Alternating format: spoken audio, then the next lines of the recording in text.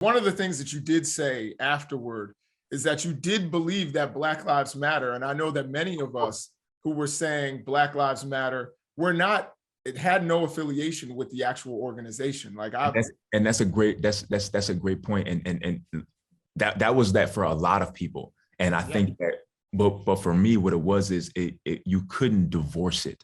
And so it's like because of this slogan of Black Lives Matter, and it makes so much sense. And of course, Black lives do matter. For me, it was hard to put the T-shirt on Black Lives Matter and divorce it from the organization Black Lives Matter, because I mean that's just what it was, or that's what I felt in the moment of the two being attached. And so would I be willing to say Black Lives Matter? Of course, and I said it during the interview, Black lives absolutely do matter. And you know, I wasn't with necessarily with the All Lives Matter camp, right? But absolutely that Black lives do matter. But I didn't agree with the rhetoric or the tone of everything that was going on in that moment. Right. And I just want, as people were giving their solution for what they think that would change things, which was kneeling and wearing a T-shirt, I'm like, you know what? I want to give my own answer of what I believe would change things. Right. So can I sort through your answer on how you say the gospel informs you, and as a result, like you'll find truth through that. And I agree with that completely. But I also think that, as I was saying earlier, that, you know, God gives you a range of skills and talents, and and you should use them to glorify Him. That's my view. But also, you know, one of the ways to affect change in the world in the direction of the gospel, I think, is to organize amongst people and to fight for the things you believe in and to have causes. So at the time when you were saying, you know, I didn't want to wear this shirt, I didn't want to take that knee, in support of what I saw as it linked completely to that Black Lives Matter organization, not just the sentiment. Was this also, I mean, at that point, I don't know the date at which you did this, but was it transparent at this point that you had things like, you know, the Black Lives Matter group had said things about the dissolution of the nuclear family, and was it by that point that you were like, you know what, I'm not on board with that rhetoric. I agree with the sentiment, I don't agree with the organization. I would say a little bit. It was more so just the feeling of the way that things were going on. I felt that the moment of what happened to George Floyd, it could have been a moment for healing. Yeah. But it felt like now that we had the moral high ground because of what happened to George Floyd, we could demand and get everyone to do exactly what we wanted them to do because we had this moral high ground, and everyone kind of had the, you know, need to, not talking about the anthem, but kneel to this movement. And so it was more so the rhetoric of the movement, the tone of the movement that I disagreed with, not even so much of getting into what the organization was about. I did hear about stuff like that, and also for me, I just never felt comfortable inside of the movement. So when everything first happened and I'm having conversations with people who were saying, you know, BLM this and BLM that, I'm like, you know what, I completely agree with you, but I ultimately believe that it is going to be us seeing each other the way that we should see each other, which is through the gospel, through that we all need saving in Christ. And they're like, man, this ain't the time for that Jesus stuff. This is the time for us to do what we need to do. And that's when I was like, okay, you know, I may not be as welcomed in this movement. So what was the reaction of some of your brethren in the NBA, not just your teammates, because it seemed like your teammates asked you what you wanted to do. It wasn't like they were like, Jonathan, you have to kneel. We're all doing this as a team. It sounds like they asked you. It turned into that. And so what happened was when I first let them know, like, hey guys, I'm not going to do this, everybody broke out and like, oh my gosh, this is going to be terrible. It's going to be chaos, but everybody's going to do what they want to do.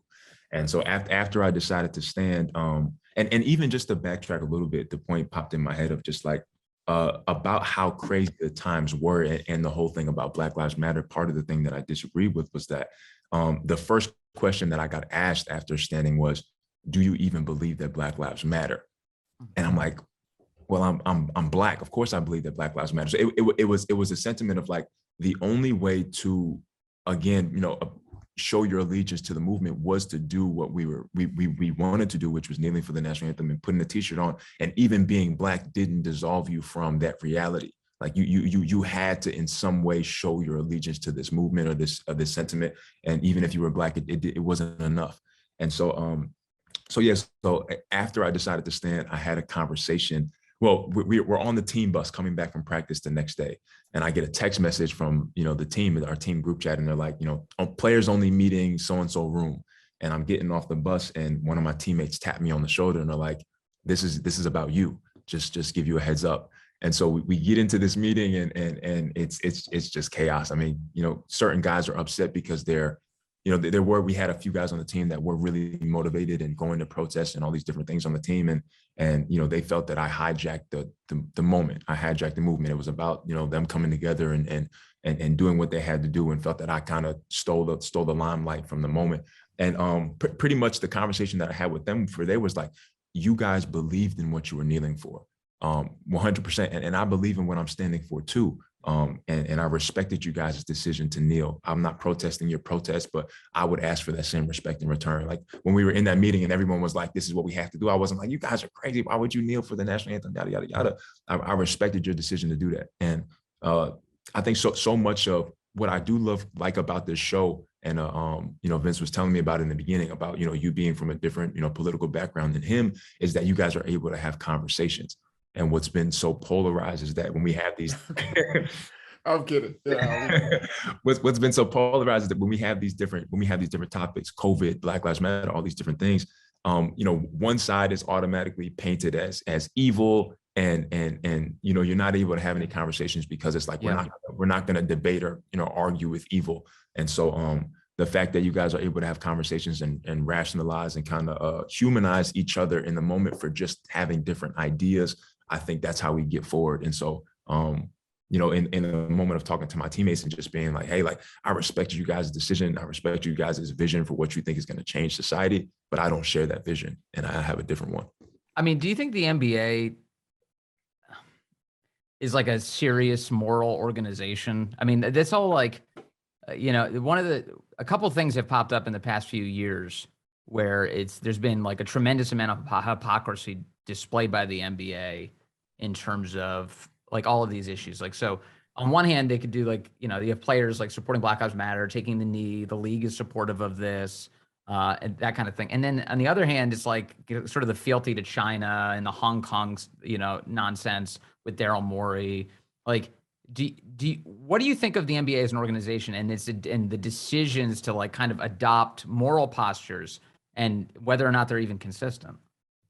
I think that if I was, part of, making NBA's decision, I would try my best not to, not just for the reason of hypocrisy, but I think, we're all hypocrites a lot of times in one way or another about what we feel or what we do. But as an organization and just, having so many people that watch, I would try my best to stay neutral, because at the end of the day, it is about ideas and people having different ideas. But again, it's about painting, one side or as evil, where it's easy to take the moral high ground in the situation because everyone is agreeing with it or everyone is going with it. But, if I was a part of that group, I would say, man, it'd be in our best interest to stay as neutral as possible and give people the entertainment that they're looking for and support our players in the decisions that they make, like give them the freedom to use their own platforms to if they want to talk about politics, if they want to support this or that, give them the freedom and say, look, we support the players that are making a decision to kneel, and we support the players that are making the decision to stand. We know that everybody comes from a different place, a different background.